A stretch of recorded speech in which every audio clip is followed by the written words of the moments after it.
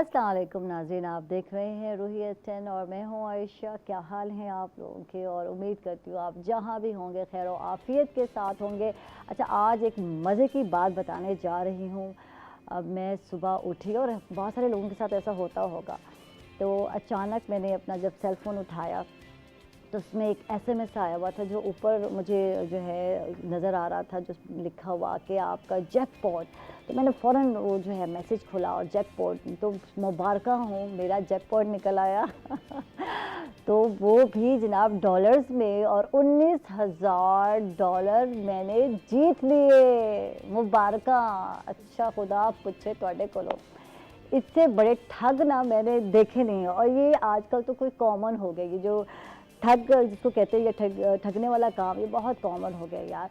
इस तरह के डेली डेली डेली जो है मैसेज आते हैं, और बहुत सारे लोग जो है बिलीव करते होंगे यकीनन। अच्छा, उसके बाद जीमेल एड्रेस था, कुछ नंबर थे, कॉन्टेक्ट करें इस नंबर पर। तो मैंने कहा बेड़ा गर्क हो तुहाडा।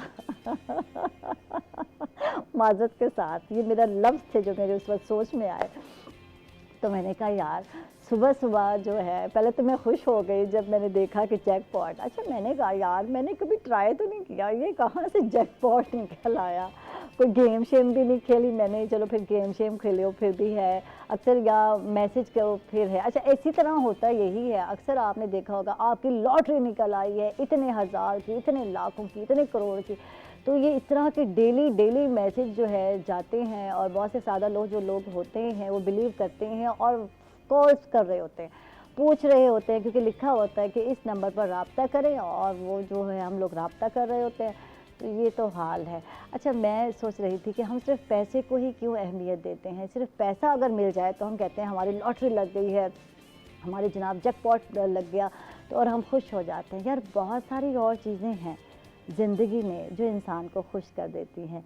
इस पे मैं बाद में बात करूँगी क्या क्या चीज़ें हैं जो हमारे दिल को खुश कर देती हैं। और इसके अलावा जो मुझे खुश किया वो ये था कि मेरे जो डिज़ाइनर हैं आसिम मुनीर जो हैं, वैसे तो आपको पता है कुर्रतुल ऐन है जो मेन ऑनर हैं और मेन फेमस डिज़ाइनर भी हैं, उनको असिस्ट कर रहे हैं आसिम मुनीर, और अक्सर मुझसे रब्ता करते रहते हैं। और जो नेक्स्ट वीक के जो मेरे आउटफिट हैं, कल मुझे वो बता रहे थे कि आयशा ये आउटफिट हैं और क्या आप इनको कैरी कर लोगी। तो मुझे बहुत अच्छे लगे उनके डिज़ाइन, तो मैंने शुक्रिया अदा किया, थैंक्स। मैंने कहा ओके, हो जाएगा।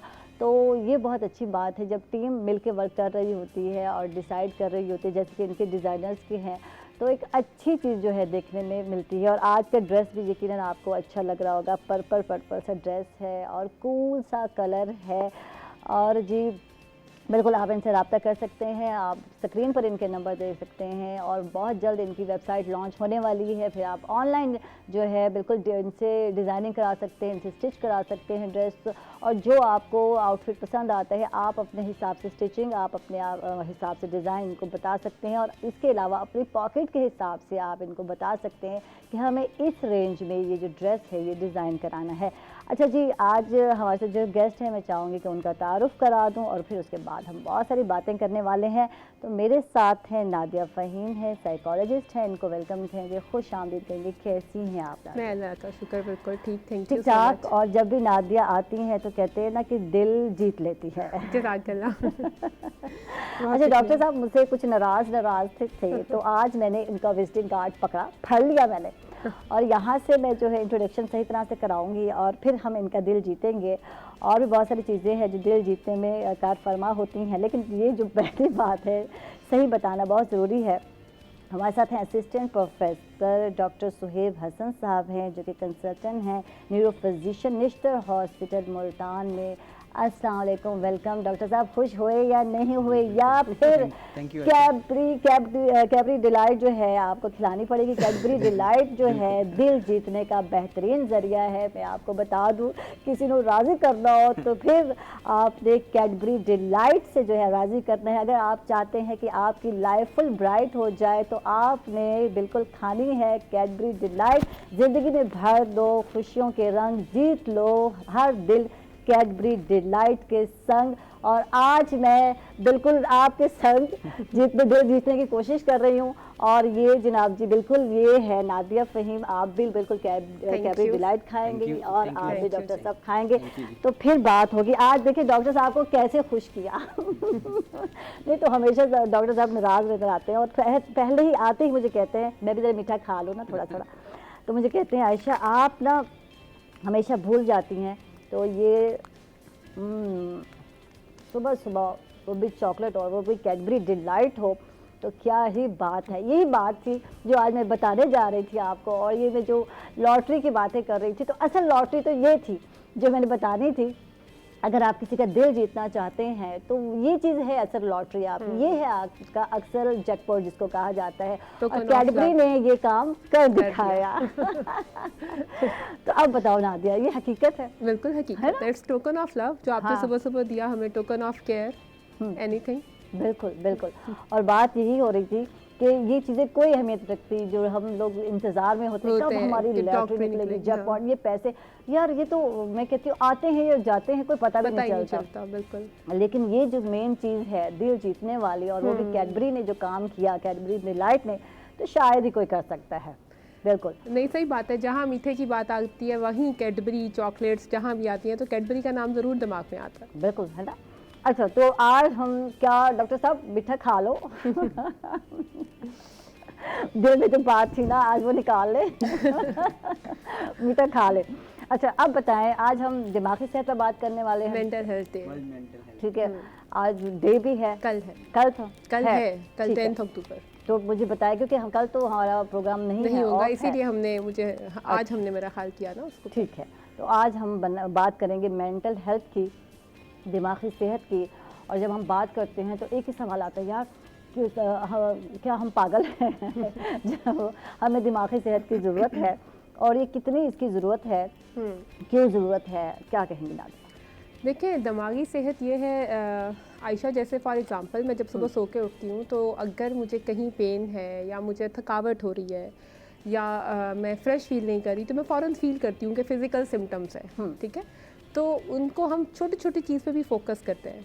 दिमागी सेहत भी ऐसे ही है कि आप अपनी professional, personal, social, self care जो आपका है आप उसको प्रॉपर तरीके से कर सकें। आपकी इंटरपर्सनल रिलेशनशिप और यानी कि अपने साथ आपका ताल्लुक और दूसरों के साथ आपका ताल्लुक वो बेहतरीन होना चाहिए। बिल्कुल, तो वो एक प्रॉपर हेल्दी मेंटल मतलब स्टेटस होता है जिसे हम मेंटल हेल्थ कहते हैं।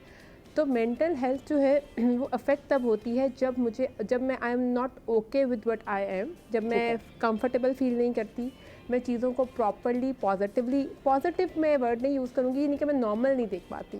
मैं चीज़ों के साथ अटैच हो जाती हूँ, फिक्सेट हो जाती हूँ।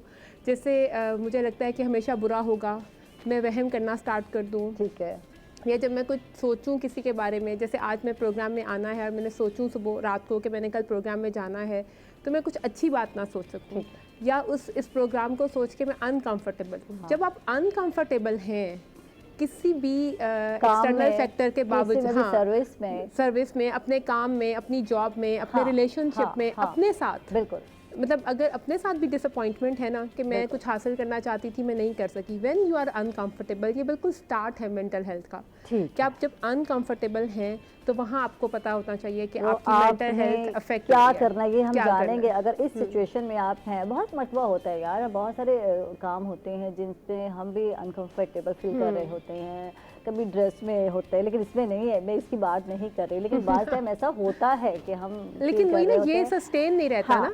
लेकिन जब सस्टेनेबिलिटी है, जब मुसलसल कुछ अरसा 3 महीने 4 महीने आप अनकंफर्टेबल ही हैं और वो फीलिंग नहीं जा रही अनहैप्पीनेस की, अनप्लेजर की, तो फिर आपको ज़रूर कंसल्ट करना चाहिए। डॉक्टर साहब से बात करते हैं। वर्ल्ड मेंटल हेल्थ डे मनाया जा रहा है कल, तो इसका मकसद क्या है मनाने का, इस हवाले से बताइए डॉक्टर साहब। Thank you Ayesha. पहले तो मैं आपकी जो बात थी मैं उससे एक वर्ल्ड मेंटल हेल्थ डे जो है बेसिकली 10 अक्टूबर को मनाया जाता है, पूरी दुनिया में मनाया जाता है और पाकिस्तान में इस दफ़ा जो है बिल्कुल मनाया जा रहा है।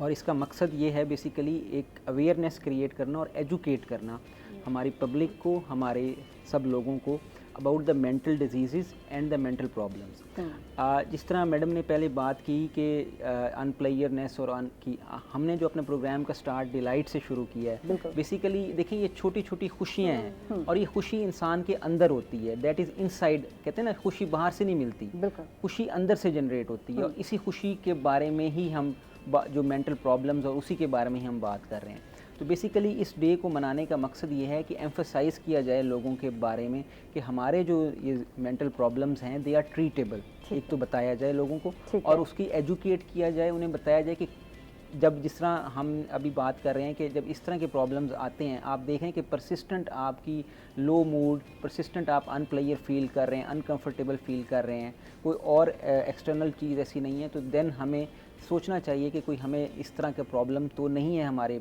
पब्लिक में, और मकसद यही था। अच्छा, जो मैं यहाँ बताना चाहूँ कि ये 150 कंट्रीज़ हैं जो कि जहाँ ये मनाया जाता है, और ये वर्ल्ड मेंटल हेल्थ ऑर्गेनाइजेशन है, उसके प्लेटफॉर्म से ये होता है, और पाकिस्तान उसका एक मेंबर है। ठीक है। तो ये 1992 में पहली दफ़ा मनाया गया था, और उससे ऑनवर्ड्स ये हर साल 10 अक्टूबर को एक उन्होंने टैग कर दिया कि ये day world mental health day है, और ये पूरी दुनिया में सेलिब्रेट किया जा रहा है। अच्छा, पूरी दुनिया में सेलिब्रेट किया जा रहा है, लेकिन बात है अवेयरनेस देने की। हमारे अपने मुल्क की जब हम बात करते हैं, पाकिस्तान की जब हम बात करते हैं, तो यहाँ इस पे जो है दिमागी सेहत पर या मेंटल हेल्थ पर कितना फोकस है लोगों का, क्या समझते हैं ये भी कोई मर्ज़ है या नहीं है। जैसे हम बात कर रहे थे नादिया कि अनकंफर्टेबल फील करते हैं, बहुत सारी जगहों पर बहुत सारे सर्विस में हम लोग कर रहे होते हैं, यानी नहीं करना चाह रहे होते, लेकिन आप पर प्रेशर आ रहा होता है कि नहीं आपने ये काम करना है, ये जो दबाव है, ये चीज़ें उस वक्त तो हम शायद कहीं मजबूरन एग्री हो जाते हैं, लेकिन जब हम वो काम कर रहे होते हैं तो वो पोटेंशियल नहीं, और वो दिल से नहीं कर रहे होते वो, और उसके बाद जो अफेक्ट होते हैं, रोज़ कुड़ना सड़ना, आए हाय आज तो दिल ही नहीं था, आज ये चीज़ें सुनने को मिलती हैं। तो कुछ लोग इसको अहमियत नहीं दे रहे होते, और रिज़ल्ट आपके सामने खुदकुशी की रेशो बढ़ती जा रही है। अच्छा, जो आपने पहली बात की ना कि क्या अवेयरनेस है, तो मुझे लगता है जब हम मतलब जब एक दिन को टैग कर दिया गया है ना वर्ल्ड मेंटल हेल्थ डे के साथ, तो जब प्रोग्राम्स होते हैं, बैनर्स होते हैं, तो हर कोई एक क्वेश्चन ज़रूर करता है अपने आप से कि क्या ये इतना इम्पॉर्टेंट है कि इसको फोकस किया जाए। तो इसको सेलिब्रेट करने से अवेयरनेस, जैसे पाकिस्तान जैसे कंट्रीज में भी अवेयरनेस आहिस्ता आहिस्ता आ रही है। और जहाँ जो आपने दूसरी बात की, मैं डेफिनेटली आपके साथ एग्री करती हूँ कि देखें हमारी ना कुछ पर्पसेस, कुछ बेनिफिट्स होते हैं, जो आपके पर्पस होते हैं, मकसद होता है कि हम किसी एक जॉब कर रहे हैं। फाइनेंशियल इश्यूज़ बहुत ज़्यादा हैं, और हमारे ऊपर फाइनेंशियल रिस्पॉन्सिबिलिटीज़ हैं, अगर जैसे ज़्यादातर मर्द हजरात के साथ हैं, ख़वातीन के साथ भी हैं। अब जब हम जॉब कर रहे हैं, एक प्रॉब्लम है तो मुझे देखना है मेरे अंदर इतनी स्किल्स हैं कि मैं उसको डील कर सकती हूँ, लेकिन रोज़ जलना कुड़ना, रोज़ बर्न आउट होने से बेहतर है कि मैं उसको डील करने का प्रॉपर तरीका सीख लूँ। अभी जैसे डॉक्टर साहब ने पहले बात की, जो हम प्रोग्राम से पहले बात कर रहे थे, कि साइकोलॉजिस्ट के पास जाना, काउंसलर के पास जाना, थेरेपिस्ट के पास जाना अटैच्ड है विथ मेंटल डायलेमा के भाई ये बिल्कुल पागल होगा, या इस बिल्कुल मतलब बहुत बुरी कंडीशन है, और लोग फैमिली इतनी डिफेंसिव हो जाती है कि अच्छा हमारा बच्चा पागल है जो हम साइकोलॉजिस्ट के पास लेके जाएं। बेसिकली जो साइकोलॉजिस्ट हैं, वो साइकेट्रिस्ट हैं, या मतलब ये जो मेंटल हेल्थ से रिलेटेड जितने लोग हैं, ये लोग बता रहे होते हैं कि आप चीज़ों को कोप अप कैसे कर सकते हैं। जैसे अगर पैनिक अटैक्स के पेशेंट्स आ रहे हैं, तो उन पैनिक अटैक्स को आप डील किस तरह करते हैं। तो अगर कोई बायोलॉजिकल रीज़न नहीं है, तो उसके बाद जो सोशल फैक्टर्स हैं उनको हम हेल्दी वे में कैसे डील कर सकते हैं। ठीक है डॉक्टर साहब, आप क्या कहना मैं यहाँ पे मैडम सिर्फ एक चीज़ ऐड कर दूँ कि हमारे, जैसे आपने बात की ना, हमारे यहाँ एक स्टिग्मा अटैच कर दिया गया है with the mental health problem, जो कि एक बहुत बड़ी हमारी कह लेना डिलेमा है हमारे इस माशरे का। बाहर की दुनिया में मेंटल प्रॉब्लम्स और जो ये बिल्कुल ऐसे ही डील किए जाते हैं जैसे कि नॉर्मल आपका पेट का दर्द या सीने का दर्द या कोई और भी चीज़ है। जिस तरह हमारे यहाँ, जिस तरह अभी मैडम बात कर रही थी कि किसी को भी अभी जिस तरह अगर हमने साइकोलॉजिस्ट या काउंसलर का भेजना है, ये ऐसे ही है। देखिए, किसी भी शख्स को आपका बच्चा ट्यूशन पढ़ने क्यों जाता है? आप ट्यूशन इसलिए उसको देते हैं या कोई ऐसे स्किल एक्वायर करने देते हैं ताकि वो चीज़ को कोप अप कर ले। तो साइकोलॉजिस्ट या काउंसलर का मकसद भी ऐसे ही है कि आपको टेक्निक बता दे कि इस प्रॉब्लम को कैसे हैंडल करना है। ठीक है ना? तो हमारा जो सोसाइटी के साथ ये जो एक तो लोगों को बताना ये ज़रूरी है कि this is not a stigmatised disease, ये कोई ऐसी खुदा ना खास्ता कोई बदनुमा चीज़ नहीं है, ये ऐसे ही एक प्रॉब्लम है, हर जगह होती है और किसी भी इंसान को लाइफ में कहीं पे भी ये प्रॉब्लम्स आ सकते हैं। और इनके लिए आपको जब भी ऐसा हो तो आपके जो मुस्तनद आपके डॉक्टर्स हैं उनसे आप कंसल्ट करें और आप इसको ट्रीट करवाएं। अच्छा, इसको जब मेंटल हेल्थ की बात करते हैं और कभी कहा जाए, किसी घर वालों को बताया जाए कि इसको आपके जो साथ पेशेंट है या मरीज़ है उसको ये मसला हो सकता है, तो घर वाले सीधा ऐसे देखते हैं, हमने तुम्हें क्या किया, हमने तुम्हारे साथ क्या कर दिया, किस चीज़ से तुम्हें प्रॉब्लम है, हमें बताओ। अल्लाह मियाँ, डॉक्टर को बाद में चेक कराएंगे, कुछ 10 सवाल प्रेशर जो है आ जाएगा कि हम तो अच्छे हैं इसके साथ। अक्सर यही होता है कि जब बहू को ये मसला हो तो सास ऐसे आँख देखेगी, आंखों में आँख डाल के, बताओ मैंने तुम्हारे साथ क्या किया ऐसा। मियाँ देखेगा, पेरेंट्स से पूछेंगे भाई हमने, तो ये जो बहुत सारी चीज़ें होती हैं जो हम कहते हैं कि आपस में कम्युनिकेशन का हमारा जो फुकदान नज़र आता है, शायद वो हमें रूटीन वाइज नहीं पता चलता। हम लोग हर चीज़ खुल के एक दूसरे से बात नहीं कर रहे होते, गलत फहमियाँ बहुत ज़्यादा या खुश फहमियाँ, दो चीज़ें होती हैं, ये चीज़ें ज़्यादा हमारे अंदर चल रही होती हैं। कुछ गलत फहमियाँ तो कुछ ज़्यादा ही हो गई हैं आजकल माशरे में। उसका रिजल्ट क्या होता है, गलत फहमियों की बिना पर हम एक दूसरे से पूछते भी नहीं हैं क्या मसले हैं, क्या मसाइल हैं या किस तरह है। तो ये रीज़न भी है। देखो वही बात है ना कि पेरेंट्स अपनी पेरेंटिंग को क्वेश्चन करना स्टार्ट कर देते हैं। मैं बहुत दफ़ा बात करती हूँ, मैं आपके प्रोग्राम में भी बोलती हूँ, मैं हर जगह बोलती हूँ कि हम जो पाकिस्तान, जब स्पेशली हम लोग जो पेरेंटिंग कर रहे हैं ना आयशा, मैं पेरेंटिंग कर रही हूँ अपने आप को वैलिडेट करने के लिए। मतलब अगर कोई मेरे बच्चे की आके अप्रिशिएट करेगा तो आई विल फील गुड। हाँ, मतलब हाँ, अब मेरा बच्चा अगर डॉक्टर नहीं बनना चाह रहा, हाँ, तो मैं उसको बना रही हूँ और कोई आके कहेगा आपने बहुत, मतलब तुम बेटा डॉक्टर बन रहे हो, बहुत अच्छा प्रोफेशन है, आई विल फील गुड। हाँ, मेरा बच्चा खुश है या नहीं है मुझे इससे फ़र्क नहीं पड़ता। बिल्कुल। तो पेरेंट, जब आप जो ये बात कर रही है एग्जैक्टली ऐसा होता है और ज़्यादा पेरेंट्स तंग होते हैं कि हमने ऐसी कौन सी कमी छोड़ी, हमने इसको बेहतरीन स्कूल में भेजा, हमने जो इसकी ख्वाहिश थी पूरी की, मोबाइल्स लेके दिए, गाड़ियाँ लेके दी, दोस्तों के साथ जाता है, आज़ादी थी, ये वो, बच्चों के साथ भी बच्चियों के साथ भी, लेकिन फिर भी ये ऐसे बात कर रहा है, फिर भी इसको, अगर मैं कहूँगी उसे अटेंशन चाहिए, फिर भी इसको अटेंशन की ज़रूरत है, एंजाइटी क्यों हो गई, चीज़ों को कोप अप क्यों नहीं कर पा रहे। फिर मज़ेदार बात यह है कि मैंने अपने टाइम पे ऐसे कोप अप किया था, ये क्यों नहीं कर पा रहा। तो बात ये नहीं है कि there is no like blaming situation नहीं है, it's a individual differences.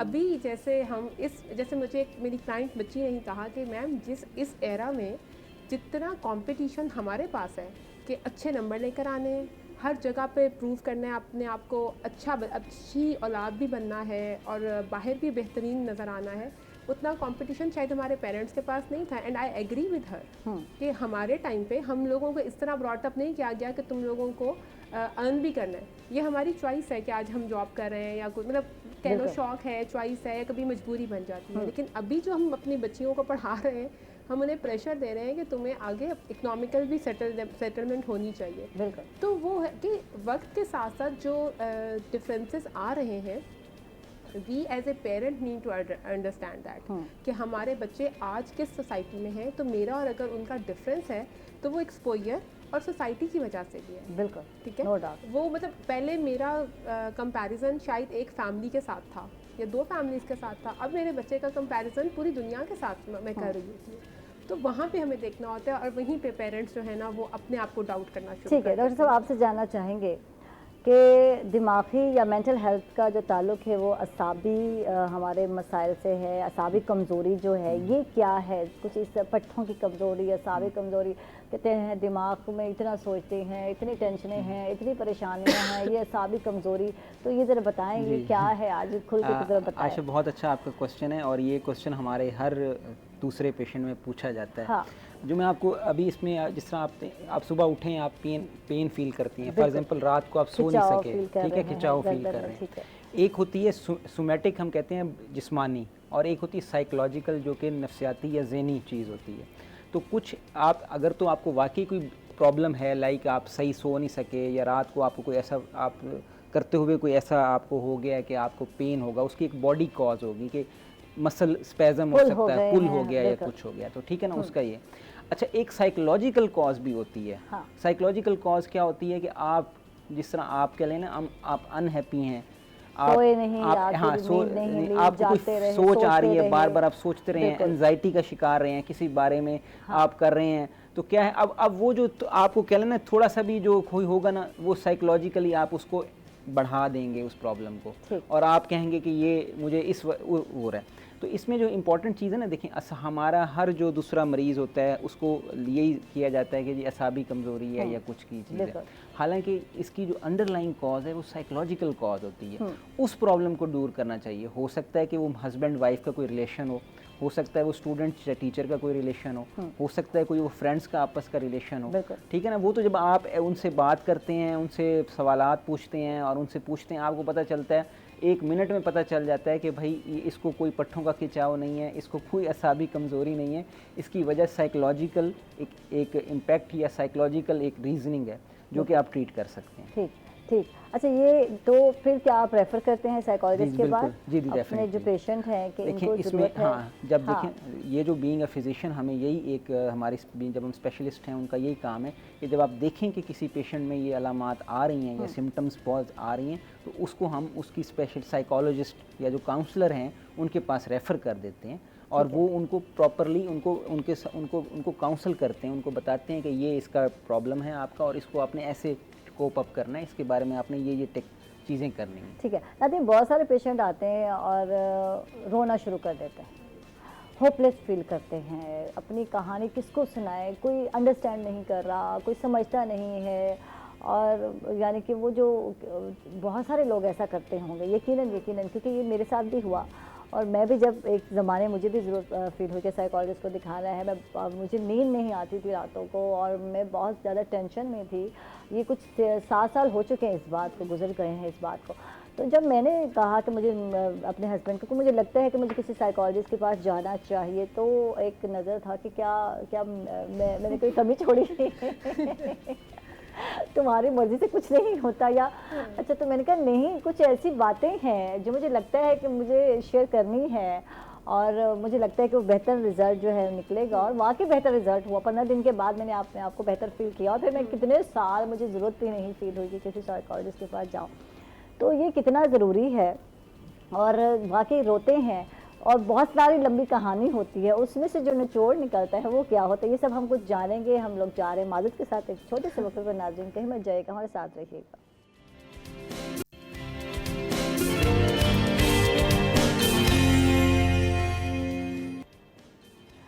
Welcome back नाजरीन, खुश आमदीद कहेंगे आपको एक मरतबा फिर। और डॉक्टर साहब ने आज हमें इनकार कर देकर, डॉक्टर साहब कुछ जगह तो इनकार किया नहीं जा सकता, आप लास्ट मोमेंट में निकाह पढ़ा रहे तो इनकार नहीं किया जा सकता, सोच समझ के फैसला जितनी मर्जी आपकी आप रैशनलाइज हो जाए उससे इनकार नहीं हो सकता, तो इनकार नहीं हो सकता। जो हमारा आज का जो बेसिकली हमारे टॉपिक से रिलेटेड है ना, मैंने जिस तरह आपको कहा कि हाउ टू से नो। हाँ, देखें किसी भी रिलेशनशिप में आपको ये कहना कि नो करने का एक तरीका है। फॉर एग्जांपल अगर आपके बॉस है या आपका कोई ऐसा रिलेशन है जो कि आपसे हायर अप है, तो उसको आप जब नो कहेंगे कि एक रिस्पेक्टेबल वे में कहेंगे, ठीक है ना, उसको रिक्वेस्ट करेंगे और उसे कहेंगे। अच्छा, अगर आपका कोई कुलीग है जो कि आपके अपने ही लेवल के हैं, जिनके साथ आपकी फ्रैंकनेस है, तो उसमें आप एक फ्रैंकनेस में और एक कहते हैं कि एक मजाक में और एक तरीके से वो करेंगे। अच्छा, अगर कोई आपका सबऑर्डिनेट है और आपका डिपेंडेंट, या डिपेंडेंट से मुराद कि आपके उसमें उस लेवल पे, तो उसके साथ आप थोड़ा सा मतलब ऑफिशियल वे में बात करेंगे। तो नो कहने का मकसद नो कहना नहीं है आपका, ये मकसद जिस तरह मैं इसका मकसद ये है कि हम यही सोच रहे होते हैं कि दूसरा क्या सोचेगा। ठीक है, आपको ये सोचना है कि आप क्या कर रहे हैं खुद, ठीक है ना। अगर तो देखें, अगर किसी का कोई जायज़ चीज़ है तो वो आप ज़रूर उसको करें, नो कहने की ज़रूरत ही नहीं है। लेकिन अगर कोई ऐसी चीज़ है जो कि आप समझते हैं कि विच इज़ नॉट, वो ठीक नहीं है, तो उसका तरीका अच्छा है कि अच्छे तरीके से आपसे बता दें कि ये तरीका है, ये चीज़ है, ये मैं नहीं कर सकता, ठीक है ना। बजाय इसके कि हमारे अक्सर में क्या होता है, जैसे आप कह रहे हैं कि ऑफिस में भी यही है, आपने कर दिया तो वो अगले ने कहा यार इसने मेरा काम नहीं किया या नहीं किया। आप उसको बता दें कि ये तरीका, ये चीज़ है, ये मजबूरी है, जिस वजह से ये नहीं हो सकता।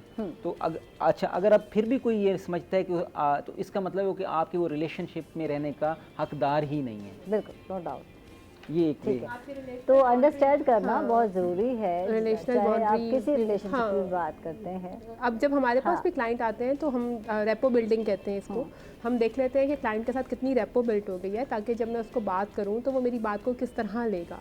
अच्छा, एक और आयशा, मैं आपके प्रोग्राम के हवाले से कि जो हम जो मेंटल हेल्थ की चीज़ के लिए बहुत इफेक्टिव भी है, मतलब बहुत एक बड़ा फैक्टर है उसका, सॉरी, कि हम लोगों को खुश करने के लिए बहुत डिसीजंस करते हैं। बिल्कुल। और एक ये कि मतलब हम लोग छोटी छोटी चीज़ों के साथ अपनी ईगो इतनी अटैच कर लेते हैं कि अगर कोई बच्चा या बच्ची है, आपने एंगेजमेंट की है, वो वहाँ शादी नहीं करना चाहता, तो फैमिलीज़ ईगो अटैच कर लेंगी, रिश्ते ख़त्म हो जाएंगे, रिश्तेदारियाँ सारी ज़िंदगी के लिए ख़त्म हो जाएंगी। तो हम एक इंसान को फोर्स कर रहे हैं एक ऐसी जगह पे जाने के लिए, एक ऐसे रिश्ते में जाने के लिए जहाँ वो नहीं जाना चाहता।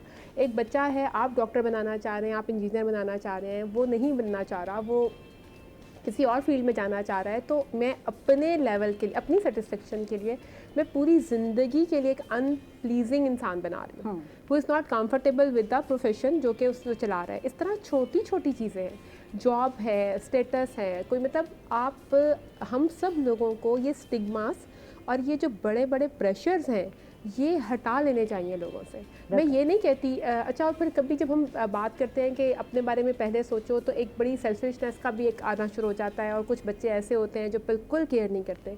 आप मतलब दोनों तरफ से ना, मतलब दरमियान में रहें, नॉर्मल करें, नॉर्मलाइज करें चीज़ों को, लिमिटेशन। अच्छा, एक वर्ड हमारे माशरे में बहुत सारे लोग बोलते नज़र आते हैं, सुनते भी होंगे, टेंशन लेनी नहीं है, देनी नहीं है। हाँ। ये क्या है? मेरा जैनो उस दिन मुझे कहता है, मम्मा आप टेंशन ना लिया करो, टेंशन दिया करो। तो आपने हंसो बच्चे। ये मीम है, मतलब इट्स नॉट, टेंशन देना। हाँ, इसको तो, किसी ने सोचा भी नहीं कि वो क्या बोल रहा है। ये कैसे जो है बना दिया गया, और हर कोई ये कहता है यार जो परेशान है उसको यही कहती है यार टेंशन नहीं लेने का, देना है। अब ये देखो लेने और देने में क्या है, डॉक्टर साहब जरा कुछ डिफाइन कर देगा आपको। ये सेम मैकेनिज्म है लेने और देने में ना, मतलब आपने अपना प्रेशर, आप दूसरे को प्रेशर दे रहे हैं, और वो जो से मैं कह रही हूँ कि यू फील कंफर्टेबल ना, मैंने उसको चुप करा दिया, आर्ग्यूमेंट में वो बोल नहीं सका मेरे आगे। मतलब आप अगले बंदे को आपको अपना लेवल ऑफ ईगो का लेवल चेक करें ना, पावर चेक करें कि आप किस बात पे खुश हो रहे हैं कि मैंने आपको चुप करा दिया। ठीक है, तो ये बात चुप है, करा दी, उसको मौका नहीं दिया और वो चुप हो गया बेचारा, वो बेचारा है। जैसे डॉक्टर साहब ने कहा ना कि आपको हर रिलेशन में नो कहते हुए अपनी रिलेशन को देखना होता है, तो स्पेशली जब हम अपने सबऑर्डिनेट से बात, वो तो सबसे वल्नरेबल, सबसे जो वल्नरेबल आपका मतलब आपके साथ रिलेशनशिप में जो सबसे वल्नरेबल है वो या आपके सबऑर्डिनेट्स हैं और या आपके बच्चे हैं। हाँ बिल्कुल, नो डाउट। और क्योंकि आप वो सब कुछ आपसे उस टाइम लेते हैं because they are dependent on you, और इसीलिए जब वो पावर में आते हैं, जब वो इंडिपेंडेंट होते हैं, देन दे पे बैक। और तब हम कहते हैं दूसरों से वो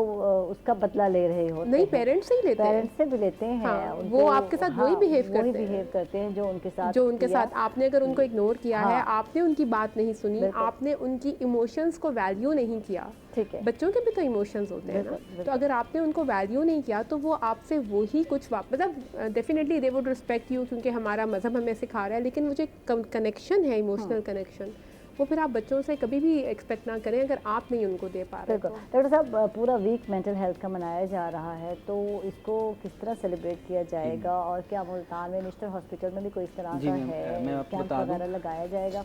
ये मैडम जो बेसिकली जो वर्ल्ड मेंटल हेल्थ वीक है, ये 8 से लेकर 12 अक्टूबर को तक पूरा जो वीक है ना उसमें मनाया जाता है, और इसमें निश्तर में भी और हमारे तमाम हॉस्पिटल्स में जो है ना एक अवेयरनेस प्रोग्राम्स अरेंज किए जा रहे हैं हमारे तरफ से, सब डॉक्टर्स उसमें हैं और तमाम लोगों को बताया जा रहा है, ताकि और मीडिया के तवस्सुत से आप लोगों के हवाले से मैं ये कहूँगा, मीडिया का शुक्रगुजार हूँगा कि आप लोग जितना ज़्यादा से ज़्यादा लोगों को बता सकें, तो असल मकसद तो अवेयरनेस के जनरेट करना है ना, जिस लेवल से भी किया जाए, बेशक हॉस्पिटल्स में किया जाए, बेशक मीडिया पे किया जाए, बेशक इलेक्ट्रॉनिक हो, सोशल मीडिया हो, और मकसद हमारा ये कि इस पूरे वीक को में हम जितना ज़्यादा अवेयरनेस क्रिएट करें, जितना ज़्यादा लोगों को बताएं और अपने जो मासेस हैं अपने लोगों को एजुकेट करें, वो कर सकें।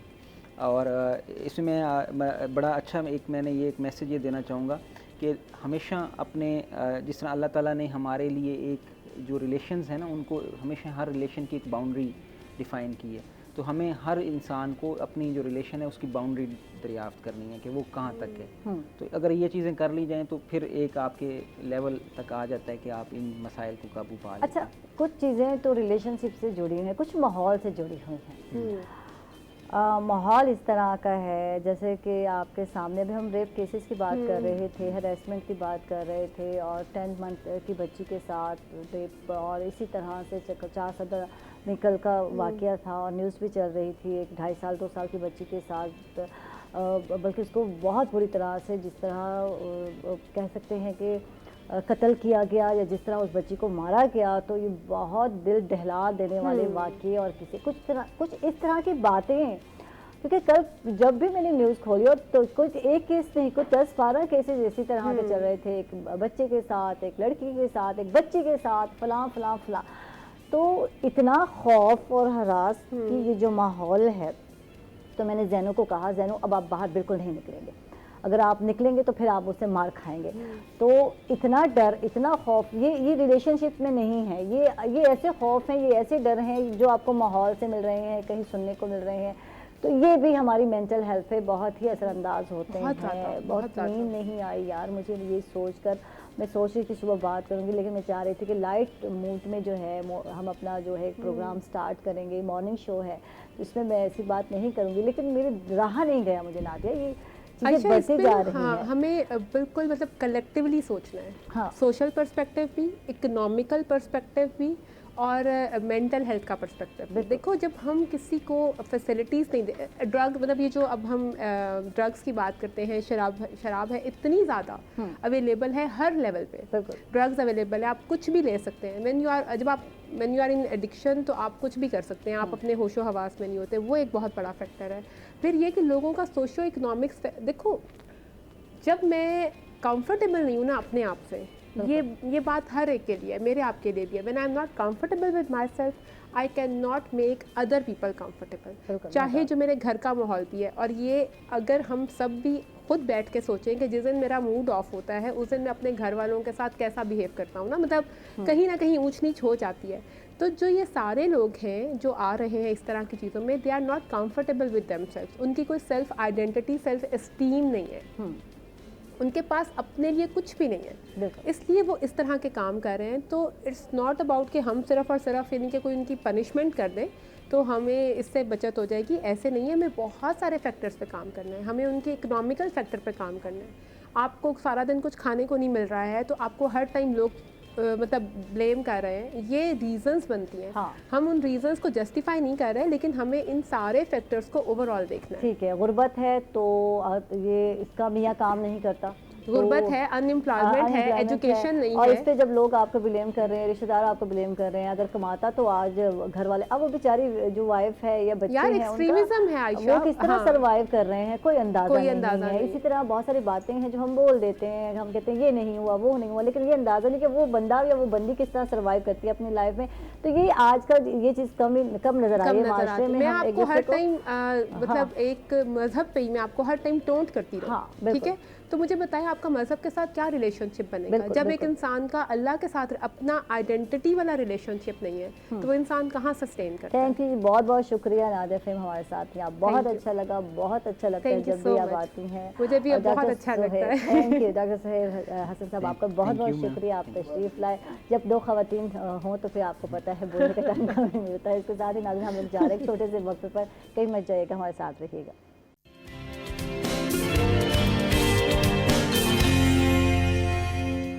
वेलकम बैक नाजरीन, खुश आमदीद कहेंगे आपको एक मरतबा फिर। जैसे कि आपको पता है कि अक्टूबर का मंथ है, और ये जो मंथ है, ये मंथ जो है कैंसर की आगाही यानी कि ब्रेस्ट कैंसर से आगाही के तौर पर ये जो महीना इंटरनेशनल लेवल तौर पर मनाया जाता है। और यही आज जो है इस हवाले से हमारा भी प्रोग्राम है, और इसको पिंक डे के या पिंक रिबन के तौर पर भी कहा जाता है। और ये जो आपका नज़र आ रहा है जी बिल्कुल। और इसके साथ मैं आपको ये बता दूं कि पाकिस्तान में ख़वातीन में ब्रेस्ट कैंसर में रोज़ बरोज़ इजाफ़ा होता जा रहा है, और ये उस उम्र इस एज में होता है जबकि ख़वातीन यंग होती हैं, टू यंग भी होती हैं, और उस बच्चे जो हैं उनके थोड़े से बड़े हो रहे होते हैं, और वो उनमें फ्यूचर देख रही होती हैं, सोच रही होती हैं माशाल्लाह मेरे बच्चे बड़े हो के ये बनेंगे, ये होगा, ये करूँगी। लेकिन वक्त जो है और ये जो मर्ज़ जो है उनको मौका ही नहीं देता।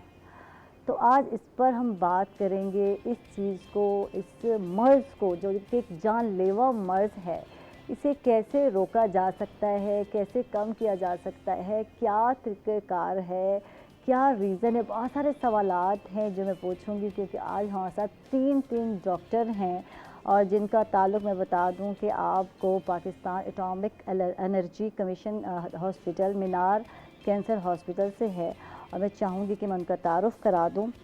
रहीम यार ख़ान से ताल्लुक़ रखती हैं डॉक्टर नूरीन कौसर हैं जो कि एसोसिएट प्रोफेसर सर्जरी हैं। इनको वेलकम कहते हैं, खुशामदीद कहते हैं। थैंक यू, आप तशरीफ़ लाएँ।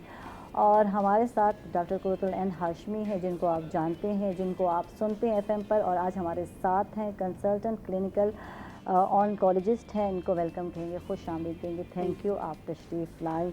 और पूरे साल बाद ही मुलाकात हो रही है हर साल अक्टूबर में ही मुलाकात होती है, अगर कुर्रतुल ऐन आपको याद हो तो। थैंक यू, एक अहम मौके और पर आप आती हैं और आगाही देती हैं, बहुत सारी चीज़ें, बहुत सारी बातें जो कि हम या ख़वातीन डिस्कस नहीं करती, तो आज हम वो सारी बातें उनको बताएंगी।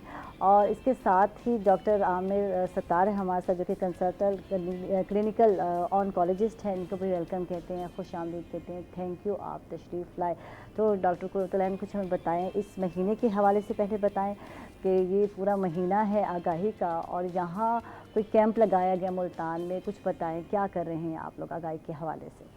आयशा, पहले तो बात यह कि ब्रेस्ट कैंसर जो है पूरी दुनिया में it's very common cancer in females. ख़वातीन में सबसे टॉप पर ये कैंसर आता है। और अगर हम बात करते हैं एशियन कंट्रीज़ के हवाले से, Asia is one of those continents जहाँ पर बाकी कैंसर्स के हवाले से तो बात की जाती है, लेकिन ख़वातीन में जब भी बात की जाती है छाती के कैंसर यानी ब्रेस्ट कैंसर के हवाले से बात की जाती है। फैक्ट्स एंड फिगर्स अगर हम देखें, स्टेटिस्टिकल एनालिसिस जो किया गया है उसमें यही देखा गया है कि एशियन कंट्रीज़ में पाकिस्तान जो है it is one of the top countries जहाँ पर ख़वातीन में ब्रेस्ट कैंसर पिछली दहाई में देखने में आया है। दहाई का लफ्ज़ मैंने इसलिए इस्तेमाल किया फैक्ट्स एंड फिगर्स की, जब हम बात करते हैं 10 ईयर्स की हम बात करते हैं तो उसके हवाले से हमारे पास अब जो 2018 के भी जो फैक्ट्स एंड फिगर्स मौजूद हैं, ग्लोबोकैन एक इदारा है जो कि वर्ल्ड वाइड भी, कॉन्टिनेंट वाइड भी, रीजन वाइज भी हमें बताता है कि जो कैंसर जो है वो किस तेज़ी से बढ़ रहा है, कौन सा कैंसर कॉमन है।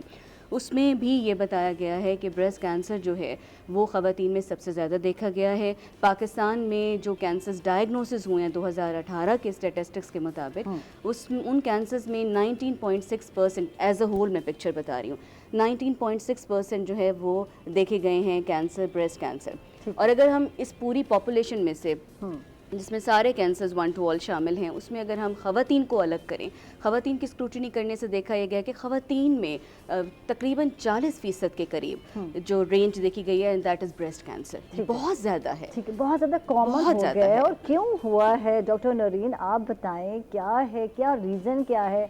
हमें तो यही पता है कि भाई दूध जो ख़वातीन नहीं पिलाती, या एक रीज़न जो सुनने को मिलती है बच्चों को, तो एक वजह वो भी होती है। क्या रीज़न है, क्यों हो रहा है, क्यों है ये कॉमन? पहले तो फर्स्ट में मैं कहूँगी कि जैसे आपकी आगाही मुहिम है, हाँ। सबसे पहले तो पेशेंट्स को जो सबसे ज़रूरी है वो इंफॉर्मेशन ये देना कि ब्रेस्ट कैंसर को आप ट्रीट कर सकते हैं, काबिल इलाज है। ठीक है, ठीक है, जो ये डर है, खौफ है कि हो असल में गया तो बनेगा क्या? आगाही जो हाँ। है इस टाइम वो सबसे ज़्यादा ज़रूरी ये है कि लोगों का खौफ ख़त्म किया जाए। बिल्कुल, उन्हें बताया जाए कि ये काबिल इलाज है, इसको छुपाएं नहीं। ठीक है, ठीक है। दूसरा ये है कि हमारे पास कुछ चीज़ें ऐसी हैं जो हम प्रिवेंट कर सकते हैं, जिसका हम एहतियात कर सकते हैं ब्रेस्ट कैंसर के अगेंस्ट। उसमें सबसे बड़ी वजह जो कहा जाता है वो ये कहा जाता है कि ओबेसिटी, मोटापा। ठीक है, मोटापा जो है वो रिस्क फैक्टर है ब्रेस्ट कैंसर के लिए। ठीक है, इसलिए ख़वातीन को हम स्पेशली जो हमारे पास पेशेंट्स आती हैं उन्हें गाइड करते हैं कि आप वेट गेन ना करें, जो हमारे पास प्रिवेंटेबल है। दूसरा जो है अर्ली मैरिजेस जो हैं वो हेल्पफुल हैं, वो ब्रेस्ट कैंसर के अगेंस्ट प्रोटेक्टिव हैं। ठीक है, ठीक है। लेट मैरिजेस से अवॉइड करने, जो बीइंग अ मुस्लिम, हाँ, जो बीइंग अ मुस्लिम आपकी इस्लामिक टीचिंग है उसके मुताबिक फीमेल की अर्ली मैरिज और मल्टी पैरिटी, ज़्यादा बच्चे पैदा करना, ये वो चीज़ें हैं जो आपको ब्रेस्ट कैंसर के अगेंस्ट प्रोटेक्शन देती हैं। फिर है डाइट। आप ये देखें ना, कुछ चीज़ तो आप नहीं कंट्रोल कर सकते, लेकिन एक फैक्टर है डाइट। ठीक है, डाइट में अगर आप पेशेंट्स को बताएं कि आप फैटी फूड्स ना लें, take fresh vegetable, fresh foods, they are helping. ठीक है, ठीक तो है। ये कुछ चीज़ें हैं जो आपकी प्रिवेंटिव हैं। फिर ये है कि आपके पेशेंट जो है उसको सबसे ज़रूरी तो ये है कि उसे ये पता हो कि मुझे अगर कोई ब्रेस्ट में कोई चेंज आ रही है तो मुझे इसको छुपाना नहीं है। ठीक है, क्योंकि फीमेल्स जो हैं सिंपैथेटिक होती हैं, यूजुअली उनका ये कंसर्न होता है कि अगर मुझे कोई चीज़ मिल गई तो मैं अपनी फैमिली को ना बताऊँ, वो परेशान हो जाएंगे। ठीक है, हालांकि उनका छुपाना जो है वो बड़ी परेशानी है। उसकी वजह ये है कि उसमें जब वो छुपा लेती हैं, हाइड करती हैं, पहले वो फैमिली मेम्बर से हाइड करती हैं, फिर वो डॉक्टर से हाइड करती हैं, मोस्टली अदर डिजीज़ के साथ, अदर प्रेजेंटेशंस के साथ वो डॉक्टर्स के पास आती हैं, ये कि ये नहीं बताती कि हमें ब्रेस्ट में कुछ फील हो रहा है और यूजुअली लेट प्रेजेंट कर रही है। ठीक है। उसमें ये पेशेंट्स को ये अवेयरनेस देना कि आपका छुपाना जो है वो आपकी फैमिली के लिए हेल्पफुल नहीं है, बल्कि नुकसानदेह है, ठीक है। क्योंकि उसकी वजह से आप देर से प्रेजेंट करेंगे। तो पेशेंट्स को ये बताना है कि ब्रेस्ट में अगर डिजीज़ है, एक तो ये ज़रूरी कि ये छुपानी नहीं है, ठीक है। हाइड नहीं करनी। और आपको कोई चेंज, अपने ब्रेस्ट में कोई गुठली मिल रही है, कोई ब्रेस्ट निपल से खून आ रहा है, ब्रेस्ट की फॉर्म चेंज हो रही है, तो कम से कम आप किसी भी स्पेशलिस्ट डॉक्टर से पहले कंसल्टेशंस करें, खुद देखें आपको चेंज लग रही है, आप कंसल्टेशन करें। ये कंसल्टेशन जो है, जैसे आप पहले मेंटल हेल्थ पर भी कर रहे थे, ये मेंटल डिजीज़ की काजेज़ हैं। उसमें ये है कि पेशेंट अपने आप को हाइड करता है, छुपाता है, सिर्फ इस डर से कि कहीं मुझे कैंसर तो नहीं है। ठीक है। एवरी ब्रेस्ट लंप या हर गुठली जो है कैंसर नहीं होती। अच्छा डॉक्टर आमिर हमारे साथ हैं, उनके साथ डेली बहुत सारे पेशेंट जिन्हें देखते हैं आप, ख़वातीन आती हैं आपके पास, तो डर या खौफ दूसरों को बताने का है या एक अंदर अपनी एक मौत का भी डर होता है? आप जानते हैं हमारे जहन में आ जाता है कैंसर है तो अब मैंने नहीं बचना, अब मेरे लिए दुनिया ख़त्म हो गई है।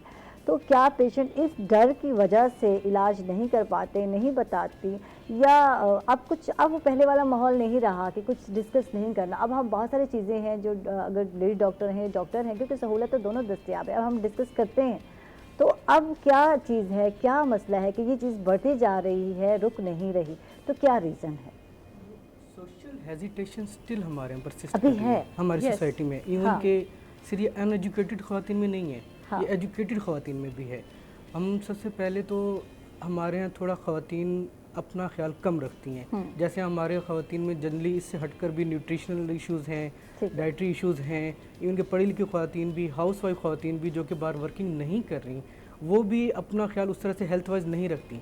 जहाँ तक ब्रेस्ट कैंसर का ताल्लुक है, सबसे पहले तो हम लोगों में उसकी एक्सेप्टेंस नहीं है कि अगर कोई गिल्टी हो रही है हम लोग उसको एक्सेप्ट नहीं करते कि ये कोई नॉर्मल चीज़ है या अब नॉर्मल है। अगर आपके जिसमें कोई भी तब्दीली रोनमा होती है, अगर कुछ अरसे तक परसिस्ट कर रही है तो आपको अपने डॉक्टर से कंसल्ट करना है। ठीक है। और जो दूसरी बात है कि जो सोशल हेजिटेशन के लिहाज से कि अगर डॉक्टर आपको बताते हैं कि नहीं ये जो एक चीज़ आप में आई है ये आम मेडिसिन से या आम केस से ठीक नहीं हो रही, तो आपको एक स्पेशलाइज सेंटर की तरफ जाना चाहिए। वहाँ पर देन अगेन हेजिटेशन आती है, लैक ऑफ एजुकेशन की वजह से और लैक ऑफ अवेयरनेस की वजह से हम लोग अपने कंसर्निंग डॉक्टर जैसे सर्जन्स हैं, इवन कि हमारे जो गायनेकोलॉजिस्ट हैं वो भी हमारे मोस्टली जो फीमेल का अगर किसी भी जो उनसे रिलेटेड इश्यूज़ होते हैं फीमेल रिलेटेड, उनका रुख ज़्यादातर गायनेकोलॉजिस्ट की तरफ होता है। वो अपने ब्रेस्ट लैम्प को लेकर भी गायनेकोलॉजिस्ट की तरफ जाती हैं, वहाँ पर भी अवेयरनेस उनको मिलती है। बट देन इस चीज़ का डर के कहीं खुदा न खास्ता ये कैंसर ना हो, ठीक है। तो ये हमारी सोसाइटी में अभी परसिस्ट कर रहा है। लोग यही समझते हैं कि अगर खुदा न खास्ता कैंसर हो गया तो ये ट्रीटेबल नहीं है, और अगर ये ट्रीटेबल है तो इसकी जो ट्रीटमेंट है वो इतनी ज़्यादा कॉस्टली है कि हम इसको अफोर्ड नहीं कर पाएंगे। तो ये दो से तीन सोशल इश्यूज पेशेंट में अभी भी लाई कर रहे हैं, तो जिसके लिए वो बहुत ज़्यादा वेट करते हैं। इसका सहारा ढूंढने के लिए वो दूसरे लोगों की तरफ जाते हैं, क्वैस की तरफ जाते हैं, दम दरूद की तरफ भी जाते हैं बाकी, और कई लोग ऐसे होते हैं जो कि वेट में होते हैं, और कई लोग ये भी कहते हैं कि नहीं आपने किसी कैंसर सेंटर या डॉक्टर के पास नहीं जाना, क्योंकि अगर आप गए तो ये आपका मर्ज और बिगड़ जाएगा। बिल्कुल। तो ये हमारे पास जो लैक ऑफ अवेयरनेस है और ये सोशल हेजिटेशन अभी तक परसिस्ट कर रही है, जिसकी वजह ये अक्सर है, ऑपरेट कराया, डेथ हो गई कुछ टाइम बाद, ओहो ये तो फैल गया, अगर हम ना कराते तो पता नहीं और जी लेते। तो ये इस हवाले से क्या कहेंगे डॉक्टर गोरतलन? अक्सर लोग इसीलिए अवॉइड भी कर रहे होते हैं और वो चीज़ को लेके बढ़ रहे होते हैं कि नहीं बस ठीक है दवाइयों से काम चल रहा है तो क्या ज़रूरत है। इस हवाले से बताइए, और कैसे अपना जो है छाती का जब सरतान की बात करते हैं या अपने ब्रेस्ट को कैसे चेक कैसे किए, मुआयना कैसे हम खुद कर सकते हैं? आप ये सेल्फ अगर हम बात करते हैं, खातून किस तरह चेक कर सकती है, क्या फीलिंग्स उसको फील हो रही है तो चेक करने की ज़रूरत है, इस हवाले से आप क्या कहेंगे? अच्छा आयशा, आपने दो सवाल किए। हाँ जी बिल्कुल, मैं इसको 1 by 1 इसको लेकर चलती हूँ। पहली बात ये कि जैसे आपने कहा कि भाई ऑपरेट करवाया और इस तरह से मिथ्स हैं कि हम ये फैल जाएगा या इस तरह से। देखिए cancer, breast cancer is one of those cancers जिन पर सबसे ज़्यादा काम हुआ है पूरी दुनिया में। अगर हम मेडिसिन से रिलेटेड भी बात करें ना, जिसके ऑन्कोलॉजिकल ट्रीटमेंट, कैंसर के इलाज के हवाले से भी, सर्जरी के हवाले से भी सबसे ज़्यादा इस पर काम हुआ है, और इसके अंदर हमारे पास वेराइटी है। और इसके लिए जो सबसे इम्पॉर्टेंट चीज़ होती होती है जब भी छाती में गिल्टी कोई महसूस हो, जो हमारा कॉमन एक मैं क्लिनिकली ये देखती हूँ कि जो पेशेंट्स हैं वो सबसे पहले जो है गायनेकोलॉजिस्ट के पास उनका सबसे पहले डायरेक्ट रुख होता है सर्जन के पास, और वो जाके इस चीज़ पे बज़द होते हैं कि इसको निकाल दें और इस तरह हम ठीक हो जाएंगे।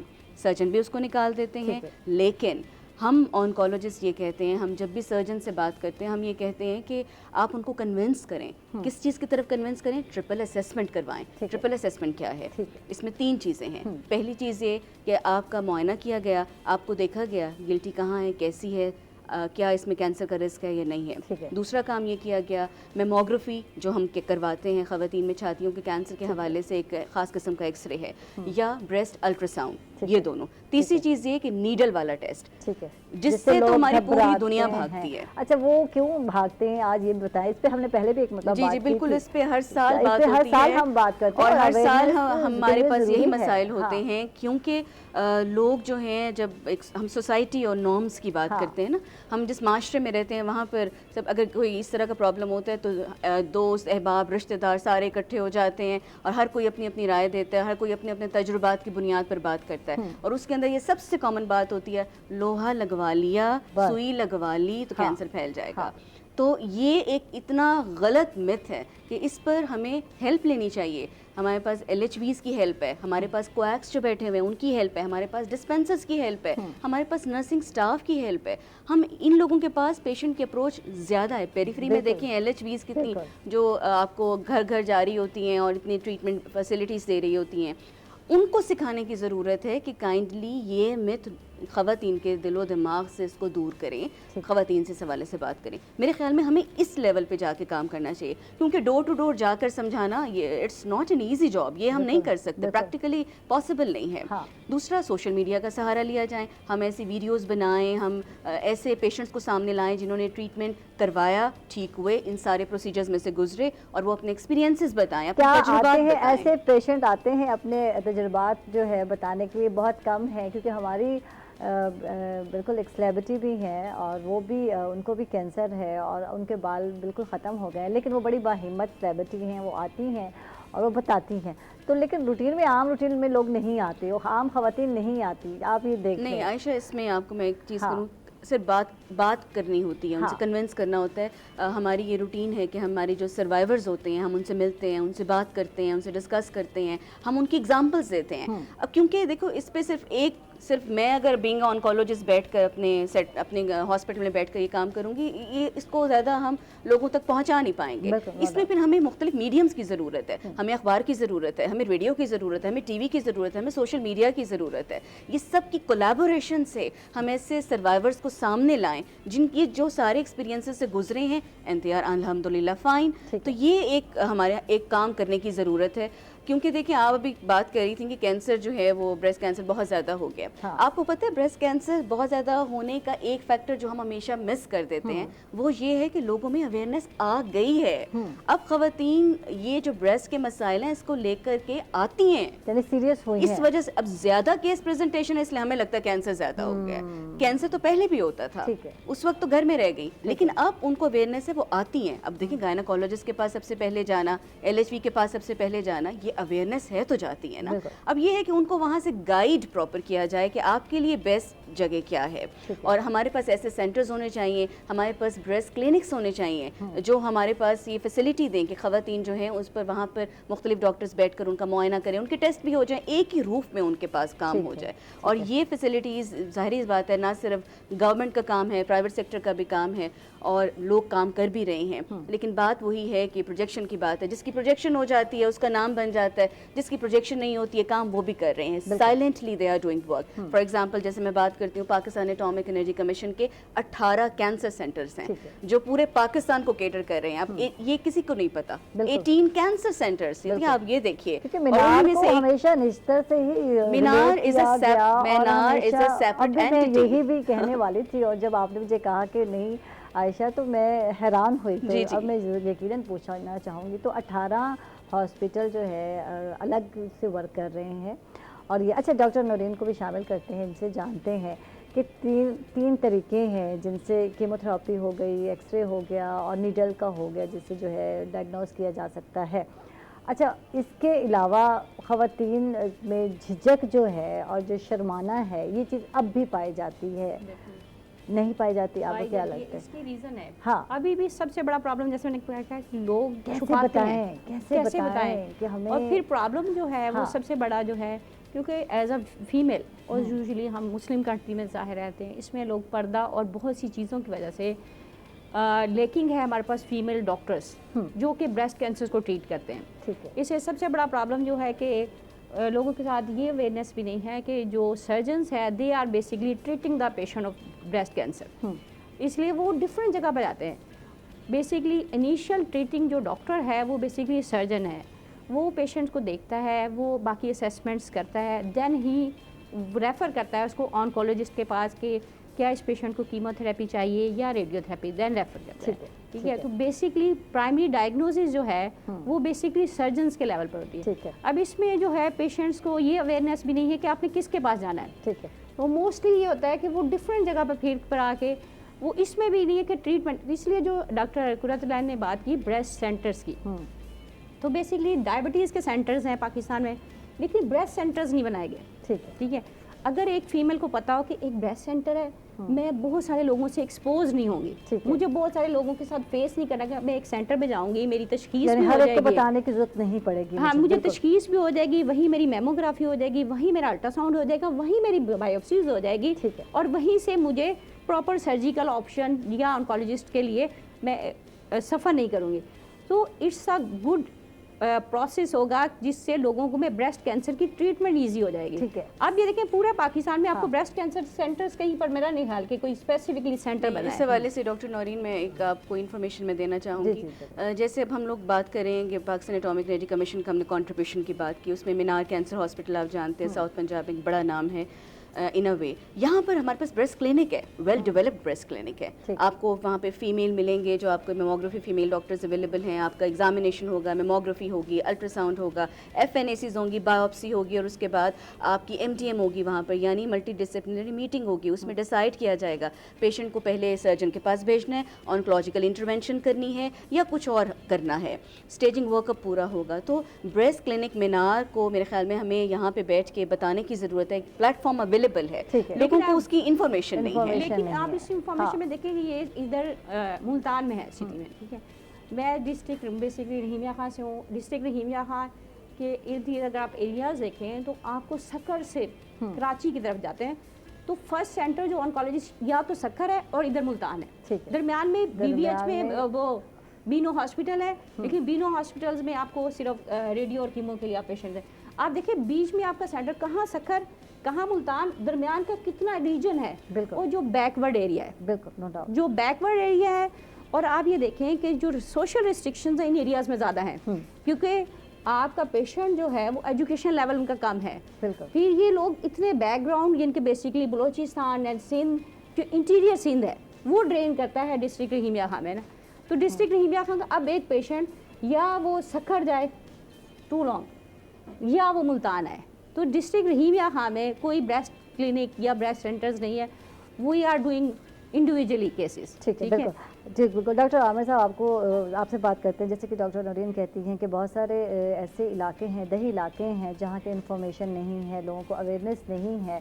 तो जैसे मुजफ्फरगढ़ है, डीजी खां है, तो इस जैसे इलाके जो है वहाँ अवेयरनेस कैसे पहुँचाई जाए, लोगों को कैसे बताया जाए, कुछ इस हवाले से बताइए। तो सबसे जो कॉमन और आजकल जो फास्टेस्ट वे है वो थ्रू मीडिया है और सोशल मीडिया है। बिल्कुल, नो डाउट। तो हमारी आवाज़ अब जैसे हम एक चैनल पर लोकल नेशनल चैनल पर इस वक्त हैं, तो इसके ज़रिए आवाज़ दूर तक पहुंचती है। और पेशेंट को सबसे बड़ी बात कॉन्फिडेंस देना है कि उन्हें आना है, उन्हें सबसे पहले डॉक्टर के पास जाना है, कोई भी डॉक्टर। जैसे मैंने अभी बताया कि पेशेंट ब्रेस्ट लम्प के साथ गायनोकोलॉजिस्ट पास जाना प्रेफर करती हैं। बिल्कुल। तो बीइंग ए डॉक्टर और बीइंग ए मेडिकल प्रोफेशन, हमारी ये जिम्मेदारी है कि हमें उसको प्रॉपर तरीके से हमें उसको गाइड करना है। आपको पहले पेशेंट को हिस्टोपैथोलॉजिकल तैयार करना है, बिकॉज ब्रेस्ट कैंसर सेंटर ठीक है डेफिनेटली हर एक सिटी में या डिस्ट्रिक्ट लेवल या तहसील लेवल पर नहीं है, बट एवरी सिटी में हर गांव में हॉस्पिटल ज़रूर मौजूद है। हमारे जो मेडिकल प्रोफेशन, जैसे अभी डॉक्टर कुरतुल्लाह साहब ने बताया कि LHVs हैं जो कि डोर टू डोर जाती हैं, हमारे कोएक्स हैं, डिस्पेंसर्स हैं, हमें उस लेवल पर भी एजुकेट करने की ज़रूरत है। ये नहीं कि हम सिर्फ आम पब्लिक को एजुकेट करें। पब्लिक तो चले कंप्लेन लेकर जाएगी ना। अब किसी कोई लंप देख के ये नहीं कहेगा कि, क्योंकि मोस्टली हर गिल्टी कैंसर नहीं होगी, ठीक है। वो लंप लेकर जाएंगे, डॉक्टर के पास जाएंगे। ये हमारी जिम्मेदारी भी है जो मेडिकल प्रोफेशन है, नॉट ओनली डॉक्टर्स, पैरामेडिक्स भी, तो उनकी भी रिस्पॉन्सिबिलिटी कि हमने उनको प्रॉपर में गाइड कैसे करना है। तो वहाँ पर जाना है, उनको हमें डायग्नोसिस के तरीके बताने हैं कि भैया आपने कैसे जाना है, किस सेंटर में जाना है। एवरी सिटी में सेंटर नहीं है, कई किलोमीटर 100 किलोमीटर के बाद सेंटर्स आते हैं, बट डॉक्टर ज़रूर मौजूद हैं। अब कई जैसे डॉक्टर कुर्तलानी ने बताया कि MDMs होते हैं, मल्टी डिसिप्लिनरी ट्यूमर बोर्ड्स, उसमें सर्जन्स भी शामिल हैं, उसमें डॉक्टर्स भी शामिल हैं, उसमें रेडियोलॉजिस्ट, हर तरह के डॉक्टर शामिल है। अब ब्रेस्ट कैंसर सिर्फ ट्रीटमेंट का नाम नहीं कि ब्रेस्ट कैंसर आया है, आपने आया उसकी डायरेक्ट सर्जरी कर दी या डायरेक्ट आपने रेडिएशन कर दी, उसके ट्रीटमेंट के प्रोटोकॉल्स हैं। कहीं पर हमें सर्जरी पहले करनी पड़ती है, कहीं पर हमें कीमो पहले करनी पड़ती है, कहीं पर हमें रेडिएशन थेरेपी करनी पड़ती है, बट वो डॉक्टर्स की आपस में डिस्कशन के बाद होता है। वहाँ हमने उसको डिफाइन करना है, हमने उसको कैसे लेकर चलना है। अगर एक पेरिफेरी का डॉक्टर जिसको अगर अवेयरनेस नहीं है, अगर वो एक बहुत बड़े लंप को जो कि अंडर अभी सर्जिकल नहीं था, उसको वो एक्सरसाइज कर देता है, मे बी वो पेशेंट ऑलरेडी मेटास्टाइज हो चुका हो, उसकी बीमारी उस छाती से हटकर जिसमें कहीं और जा चुकी हो, इस कंडीशन में ये देखना है कि आया ऑपरेशन करने का कोई फ़ायदा था या नहीं था, या एक डॉक्टर के पास पहुँचे हैं उस वक्त उसकी ब्रेस्ट लंप। अब एक जो मिथ ट्रीटमेंट से रुकने का ये भी है कि हम लोग जो एजुकेटेड लोग हैं, जो कि मीडिया यूज़ करते हैं, IT यूज़ करते हैं, वो गूगल से या बाकी जगहों से पढ़ते हैं, इन्फॉर्मेशन वहाँ ज़रूरी नहीं कि हर एक गलत हो, लेकिन वहाँ पर अगर वो एक खातून ये पढ़ लेती है कि आया ब्रेस्ट कैंसर जो डायग्नोज हो गया, मेरे ऑपरेशन में पूरी छाती रिमूव हो जाएगी, वो उसको साइकोलॉजिकली बहुत बड़ा डिप्रेशन होता है। बिल्कुल, नो डाउट। ठीक है। अब जहाँ पर कैंसर जो ऑन्कोलॉजिस्ट है और सर्जन है उसने डिसाइड करना है कि आया खाली हम लंप को हमने रिमूव करना है या हमने पूरा ब्रेस्ट को रिमूव करना है, बिकॉज अल्टीमेट जो हमारा गोल है वो पेशेंट की लाइफ है, उसकी हेल्थ है। तो अवेयरनेस हम आम पब्लिक को भी हमने देनी है, हमने खुद भी आपस में डिसाइड करना है कि हम लोग इनको किस तरह से लेकर चल सकते हैं। कि पहले हमने इसको कीमो लगा दी, उसको डाउन साइज किया, सर्जरी कर दी, या फिर पेशेंट एक बहुत ही छोटे लंप के साथ आया है जिसमें हम उसकी ब्रेस्ट को बचा सकते हैं, तो वहाँ पर हमने उसको डिसीजन लेना है और उसको ये कॉन्फिडेंस देना है कि ज़रूरी नहीं है कि आपकी बॉडी पार्ट आपका रिमूव हो जाएगा, आप एक अच्छी साइकोलॉजिकल और सोशल लाइफ आगे गुजार सकती हैं। ये हमें अवेयरनेस पहुंचानी है अपने पैरामेडिक्स को भी, अपने डॉक्टर्स को भी, और हमें आम पॉपुलेशन को भी। और यहाँ पे जो मेन मकसद यही है कि डॉक्टर के पास जाना है पेशेंट ने, आपने क्वालिफाइड डॉक्टर के पास, ज़रूरी नहीं कि आप डायरेक्ट सर्जन के पास जाएं, ऑन्कोलॉजिस्ट के पास जाएं, आप अपने LHUs को बताएं, अपने डॉक्टर को बताएं, देन उनने डिसाइड करना है कि आपको कहाँ रेफर होना चाहिए। ठीक है, इस पर मज़ीद बात करते हैं नाज़रीन, हम लोग जा रहे हैं एक छोटे से वक्फे पर, कहीं मत जाइएगा, हमारे साथ रहिएगा।